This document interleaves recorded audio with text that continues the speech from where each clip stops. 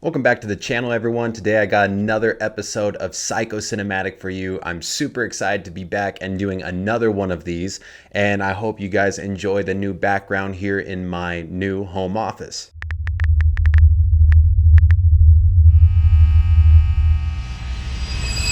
The movie we'll be covering today is The Rental, which is a horror thriller movie directed by Dave Franco. Yes, that's James Franco's brother, if you didn't know that. And before we get into it, Dave Franco's wife, Alison Brie, actually plays Michelle in the movie. So that's pretty dope. All right, so basically this movie is four friends. It's two couples, but the guys are brothers. They all are going to get a vacation rental for the weekend, and basically one thing leads to another, and they get pursued by a masked person. And for the longest time, they can't even figure it out. They think it's as simple as the host. And I have to say, I love this movie. It's kind of eerie when you go and stay at someone's house and you kind of feel vulnerable. And when I first saw that Dave Franco was making this movie, I was like, you gotta be kidding me. That's my idea, because we had a crazy experience in one of the Airbnbs. It's not that crazy, but it's creepy. And I actually made a short film that was loosely based on that idea. Basically, we found a white mask, latex gloves, and zip ties all in the same drawer, and that house was already creepy as it was, with like mannequins in it and whatnot. Turned out to be one of the coolest Airbnbs that we had ever stayed in, but it was eerie for sure. But when I saw that he was making this movie, I initially thought that was my idea, but it turns out to be nothing like my idea, which is even cooler because you see the many variations that could go wrong with these vacation rentals. So without further ado, let's get into the story. All right, when I just recently watched it to take notes, that was my second time watching it, and it's really interesting to go back and watch it a second time. So if you've only seen it once, after you watch this video, you should definitely try and watch it again, because you see everything with a different light. And the first thing that caught my attention was that they foreshadow Josh's future murder, when he thinks he murders the caretaker, because they say that he went to jail for nearly beating someone to death, which pretty much happens, and then he gets finished off by the bad guy. So here's one of those parts that you look at with a completely different light. When you first watch it, you're following the story of Mina was denied this place, but the white guy was accepted when they both tried booking the property, and you're starting to think, wow, like, they are targeting her because of racism and stuff. But as that little story and conflict unfolds, you realize it's pretty much all coincidence.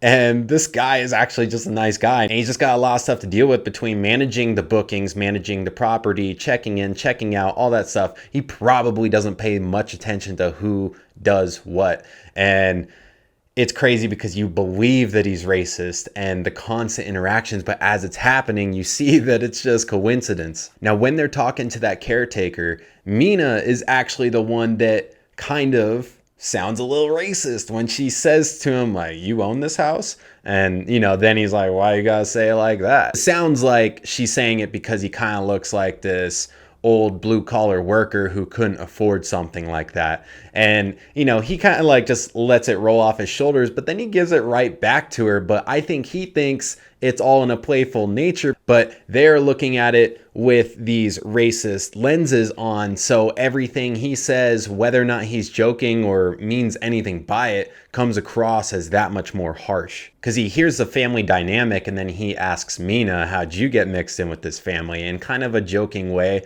And she's clearly put off by it. And he's like, oh, I didn't mean nothing by it. And I'm sure he's not like on fire about her, because she seems a little antagonistic and judgmental with him. But I don't think he's doing anything malicious here. But when you're first watching it, you're like, wow, like this guy, like this is super awkward. And then when they're still doing the check-in process, he makes that peeping Tom joke, and he clearly thinks it's funny, and he probably is not from the city.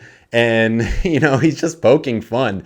And it comes off as super creepy when you think he's this mean racist and, you're going to be staying at his house and he might be spying on you kind of thing. All right, I had to pause the movie right here and write down Unrealistic Alert, because when they're done with the check-in process, one of them, I can't remember who, says, oh, do you want to help me unload the groceries? I'm like, sure. That's not how that works. In my experience, when you stay at a nice Airbnb, the first order of business is you go and lock down your room. And yes, this house was huge. I'm sure most of the rooms were great, and there was only 4 of them. But in my experience, we all are kind of fighting for the best rooms. And it was at this point that I was really appreciating the cinematic lighting in this movie, where it looks like, whether or not it's true or not, that the only lighting is the natural light from outside. So there are some deep shadows on the character's face and the light's just coming through the windows, but you can see outside the windows the beautiful scenery, but it's also creating that dramatic, eerie, horror type vibe. And then when they're getting into their rooms, Michelle finds like dirt or something on her bed, and it's probably where this masked figure went and put one of the hidden cameras up there, probably knocked off some dirt, or maybe stepped on the bed to get up there, who knows. When I watch her look at this, I don't know why she didn't initially look up, because if I see dirt on a bed, my first assumption would be maybe it's falling from the ceiling. Now, I had to pause the movie again and write down realistic alert, and that is snooping around the house. Not everyone does this, but I tend to be someone who's like, oh, what's in this drawer? What's in this drawer? And they're under the deck and they find that hidden door that's locked. And those things are always super creepy. And it's hilarious because they actually open up that door later and it's just storage. And that's probably what it is 99.9% of the time, but can't be too careful, I guess. Immediately after that, I had to pause it. Unrealistic alert. They're walking the beach and whatnot, and it gets dark and they head back to their vacation rental and they're like, oh, who needs a drink?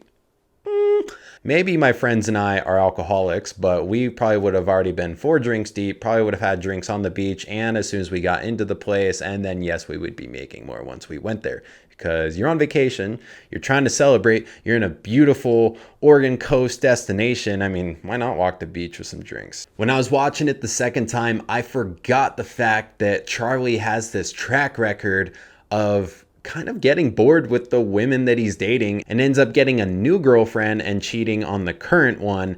And Michelle starts to notice that pattern too, and that really disturbs her, as it should. Now, she learned that while they were on that hike when it's just Josh and Michelle. And what cracks me up is the movie, they do that long zoom in shot from afar trying to signal that they're being watched.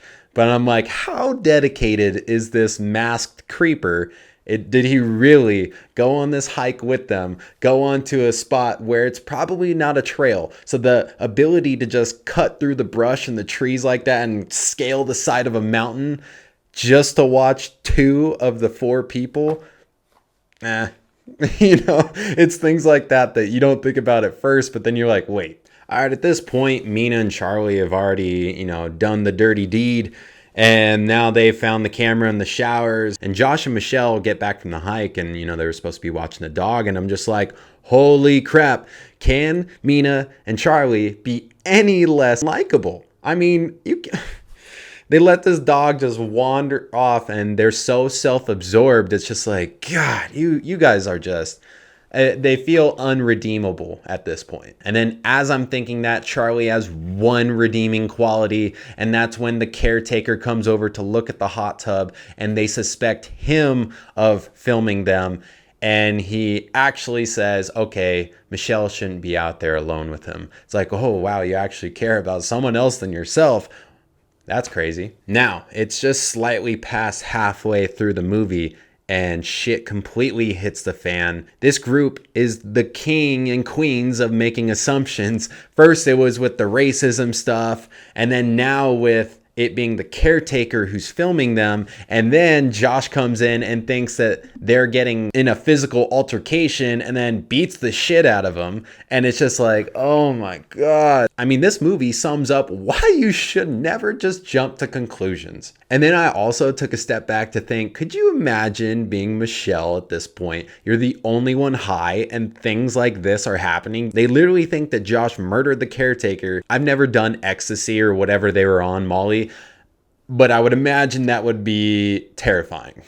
It's crazy how quick a misunderstanding turns into them trying to get rid of the body by throwing it off a cliff, which is nuts because being this mask guy, you're just like playing human chess. Something that I was thinking about was the fact that Josh doesn't question why Mina and Charlie are so quick to help him get rid of the body. And, he probably thinks it's just because they love him and don't want to see him get in trouble. But the really shitty thing is that's not it at all. They just care about getting that footage back and not having their dirty little secret being aired. So now at this point, Michelle's being shown the affair footage from the masked person. And it's so interesting to me that Michelle doesn't care where the footage came from, but Charlie does. Even though he's a POS for what he's done so far in the movie, he is right to wonder where that footage is coming from.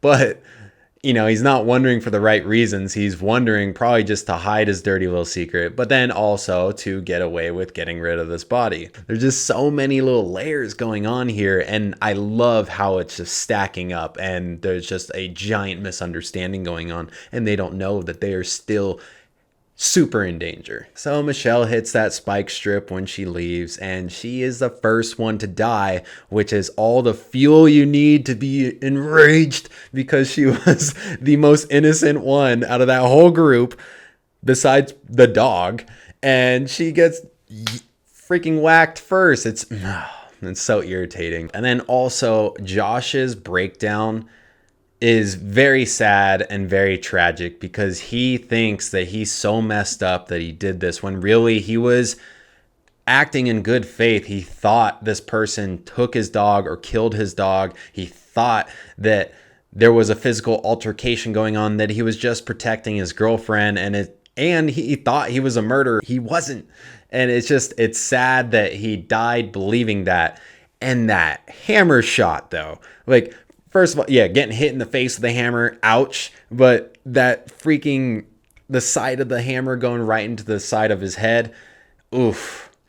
Since we moved into this house, I've been doing a lot of hammering. And when I saw that, for some reason, it just hit a little bit harder. What is so wild to me is that they pretty much don't suspect foul play like the whole time. It's nuts. Like they don't consider, even though this is just the caretaker of the house, that maybe someone else could be in on it, even though the caretaker was not affiliated, but they were just like so certain that they're not at risk for anything. They're worried about being caught. When the mask guy shows his face in the movie for the first time, I paused it and I wrote down, what kind of, hey, you guys mask is that?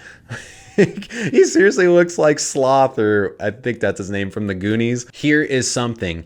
I wrote down, how poetic is it that Mina dies because of her choices? Mina running from the killer being symbolic of her problems, and she runs straight off the cliff. Her choices got her killed. It's interesting. And then now that everyone is dead, it shows how the killer does this. And he's got his whole stalker kit. He makes his own key. Looks like he stays at the vacation rentals prior to the future victim staying in there, whether that's a day before or, maybe months before, so he doesn't get directly linked and caught. Who knows? But it's interesting to see how he's doing it, and I'm glad that they revealed that, because I think I would have been upset if they tried leaving that up for interpretation. Something else that I heard on another podcast, Armchair Expert, I'm sure you've probably heard of it. Dave Franco was on there, and he was talking about the rental, and he was saying that because of the times, he had to release it in drive-in theaters first, so it was safe.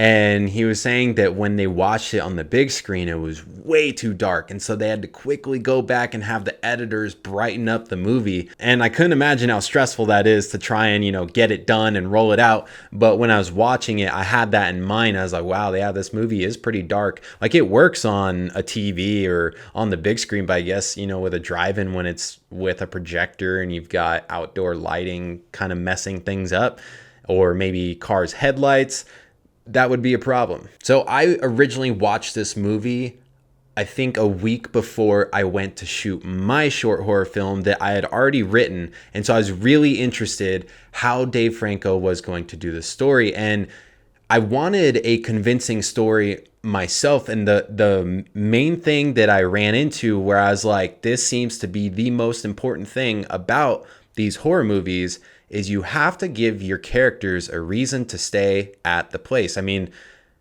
otherwise the film would just end.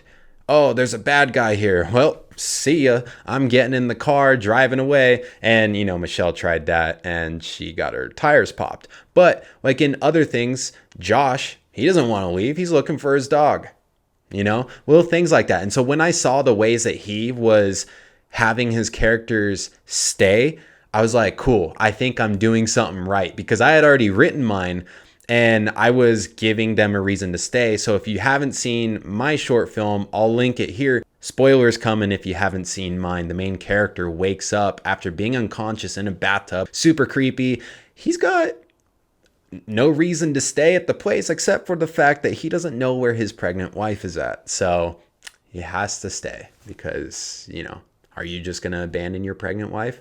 No, you'd be a horrible person if you did. All right, now to wrap up this episode of Psycho-Cinemtaic, my rating versus Rotten Tomatoes. Rotten Tomatoes critics gave it 74% and the audience gave it 45%, which was shocking because I felt like the audience would like it more than the critics, but I would give it an 8.5 out of 10, so 85%. The reason I would give it an 8.5 out of 10 instead of 9 out of 10 or 10 out of 10 is probably just because of the length of the movie. It's kind of short. It's an hour and 28 minutes, but when the events start to unfold and you see that Michelle's dead, oh, now Charlie's dead, you don't have that many characters to kill off. And, you know, you're going to kill them all anyway. It almost felt anticlimactic because I felt like there could have been more twists, more jump scares, more anything. And I mean, maybe that's just a testament that this movie's good and I wanted it to be longer. Some movies you just want to end, but that's my main gripe with this movie. I enjoyed the story. I enjoyed the cast, the location, the cinematography. I liked it all. And with that being said, that is all I have for you guys today. I hope you guys enjoyed this episode of Psycho-Cinemtaic. And let me know down in the comments what you thought of this movie, if you have seen it, or if you have any other thriller recommendations for me to watch in the future and then talk about here on this series. And if you haven't already, don't forget to like, comment, and subscribe. It really helps my videos get out there. Thank you for watching, and I'll see you in the next one.